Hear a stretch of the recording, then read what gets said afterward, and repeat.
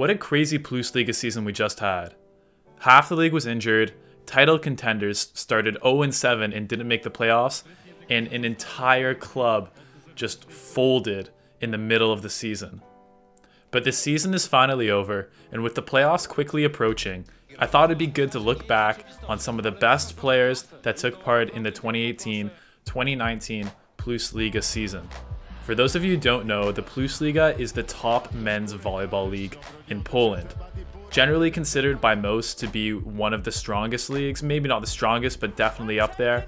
As you know, the Polish men's national team are the reigning world champions, so there is a lot of domestic, strong Polish talent taking part in the league.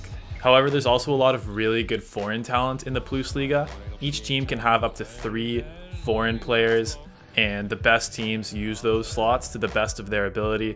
There's lots of really good players playing for different national teams in this video that I'm sure you guys will recognize. So the way it's going to work is I'm going to pick the best players from this Plus Liga season, and I'm going to set it up like a real volleyball team with 2 outsides, 2 middle blockers, opposite setter Libero. And then for each position, I'm going to pick the runners-up, guys that still had a really good season, but in my opinion were not quite at the level of the top players.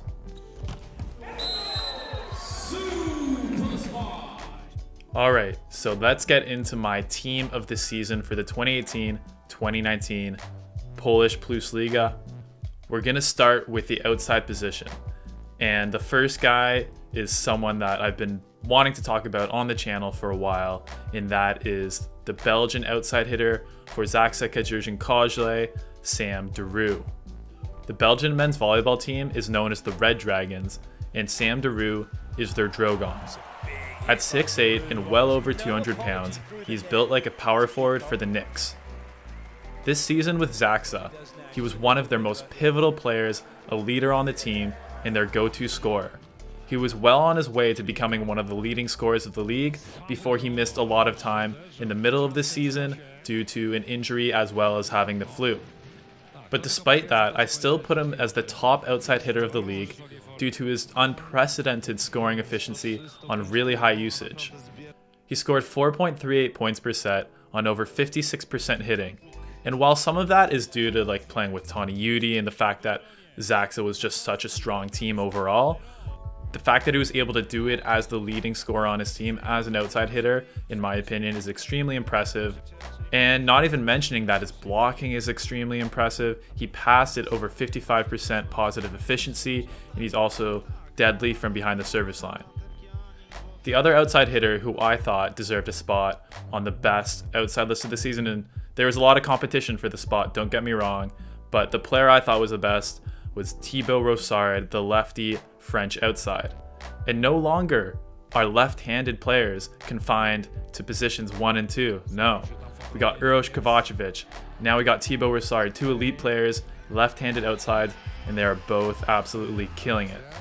And Resovia was the team that I alluded to in the beginning of the video where I said, you know, there's teams that have elite rosters that didn't make the playoffs.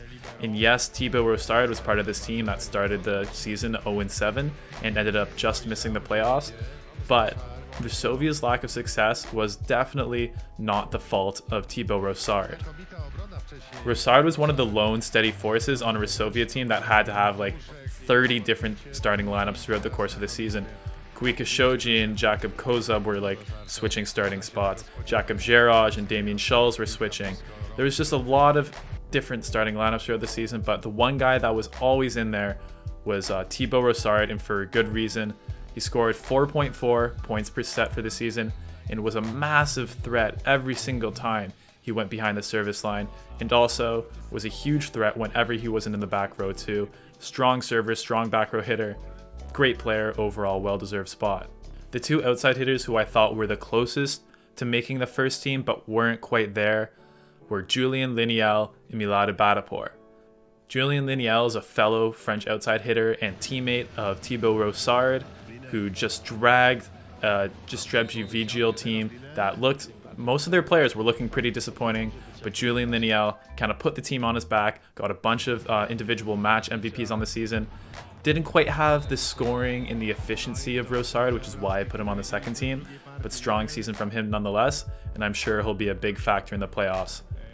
And Milata Bataport was kind of another lone bright spot in a team that was underachieving, but his team is Skra Belchatov. Again, really good player, played well at the right times, but maybe because he was one of the only players that Skra could rely on, his numbers, again, like Liniel, are not quite as good as the guys I put on the first team. Now let's talk about the best opposite in the Plusliga. If you've listened to the 5-1 Volleyball podcast, you know that I think there's just tons of really, really strong Polish opposites. But the guy who I thought had the best season this year is maybe the one that people didn't expect. Andrea Anastasi has got to be the opposite whisperer, because he just completely changed this guy's game from last season, and especially as the season developed, and that player is Maciej Muzaj of Trefl Gdansk.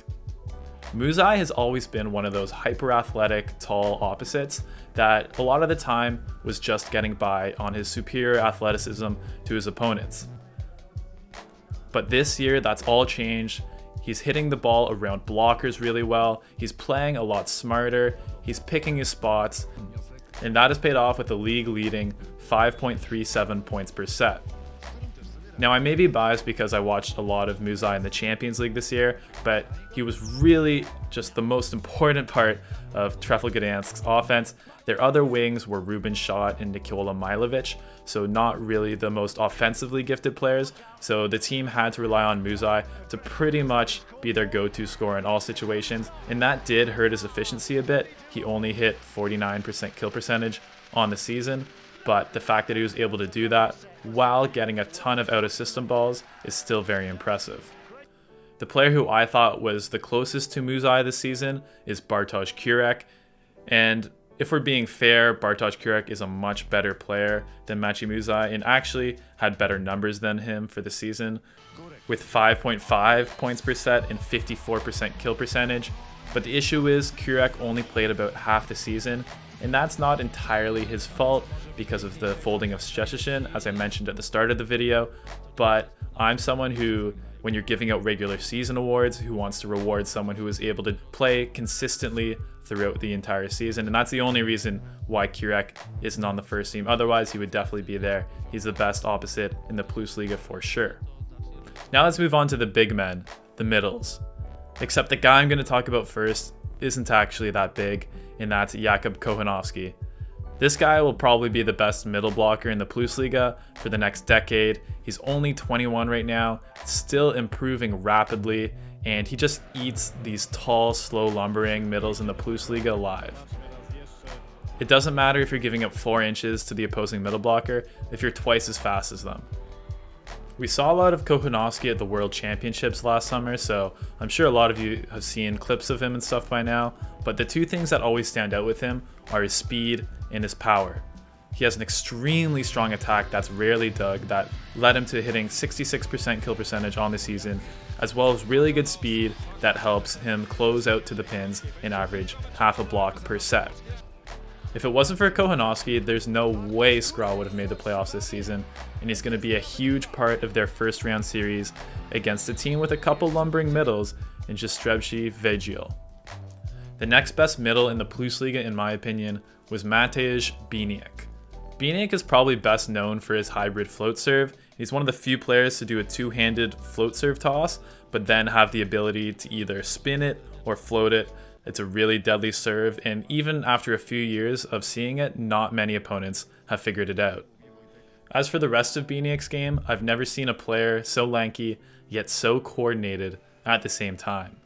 He has a really strong arm swing, usually likes to go for the back of the court, and that leads to him hitting a really nice 67 kill percentage on the season in the Plusliga. As well, he's not the fastest guy ever, but at 6'11", he doesn't need to be. He puts up a really mean commit block and has the ability to shut down opposing wings if he gets out to the pins. The two middles I had on the best team of the Plusliga for this season were both Polish, but the two guys I have on the second team are actually both foreigners. The first one is Canadian Graham Vigras, and I swear I'm not putting him on the list just because of like that. As you can see, he actually was really one of the best middles of the Plusliga. His numbers are similar to Biniak and Kohanovsky, except for a slight downtick in scoring, but his athleticism that allows him to get out to the pins, as well as a really devastating float serve, helped Onika Varsava grab that second seed in this year's Plusliga. The other foreign middle I have on my team is American David Smith, who despite being 33 is still one of the most athletic middles in the Plusliga. Not sure how he does it. He was also on that disappointing Resovia team, same with Tebow Rosard, but his statistical output was just too good to ignore. Smith averaged 2.58 points per set, 63 kill percentage, and 0.6 blocks per set, which was among the best marks in the Plusliga. If Resovia had had a better season, he would definitely have an argument for being on the first team. Next up, I'm going to talk about the guys that make it all happen, the setters. And if you've been following the Plusliga this season, I think the guy who I chose for my first team will be pretty obvious, and that is Benjamin Taniudi, leader of the 21-3 Zaksa Konjurgen Kajle. If I was a pro player that wanted to make myself look good for my next contract, I would probably pay money to be on the same team as Benjamin Taniudi. He even made a rookie Brandon Coppers look good at times. Obviously, Taniudi is surrounded by great talent, including several players who I've mentioned on this list and will be mentioning, but the way he just keeps everything running is outstanding. He's really, really strong in out-of-system balls. He can set the ball from one side of the court or all the way to the other. He's amazing at finding his middles. Him and Biniak have just an absolutely unreal connection. And while his defense and serving aren't top tier, they're better than you might think. And the guy who I chose on my second team is actually his backup for the French national team, and that is Antoine Brizard, a guy who I think would get a lot more attention in the volleyball world if he was not, in fact, backing up one of the best setters in the game, Benjamin Taniudi. But Brizard was the orchestrator behind an amazing season from Warsaw. He might not have the absolutely magical hands of Taniudi, but Brizard's really good game sense and almost point per set of scoring means it gives you a lot more on blocking and from the service line. Don't worry guys, I did not forget about Libero. And the guy who I'm putting on my first team was probably the easiest choice to make on this entire list, and that is another Zaksa player in Pavel Zatorsky.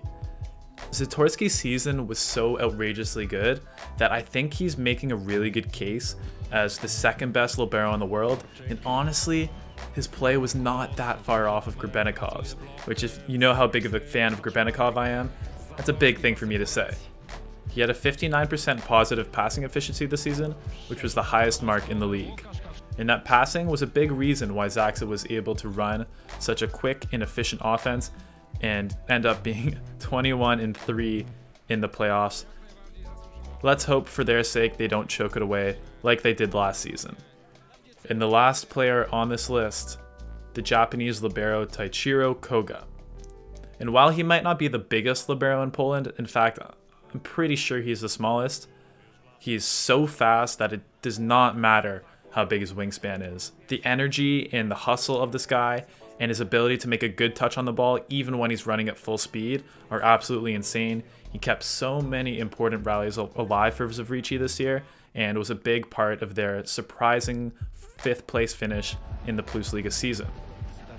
While he's not quite at the level of passing as Zatorsky and some of the other liberos in the Plusliga, his exceptional defense and his really good setting on the second balls when Michael Masny was not able to set it make him a worthy addition to this list. So there you have it. My personal best team and runners-up of the 2018-2019 Plusliga season. It was definitely a weird one, but still exciting, still was really fun to watch. If you're watching this video in April, you can probably catch some of the Plusliga playoffs live if you go to ipla.tv. That's where I like to watch them. But if you're not able to watch the action, you can follow along on the 5-1 Volleyball podcast, available on Spotify, iTunes, or Podbean, or on my website, 51vb.com. And if you want to see the best highlights from the playoffs, you can catch them on my Instagram at 51vb. Alright guys, thanks for watching, and if you have any players that you think that I missed that should have been on the first team or at least should have been a runner-up, I'd love to hear it in the comments. Thanks.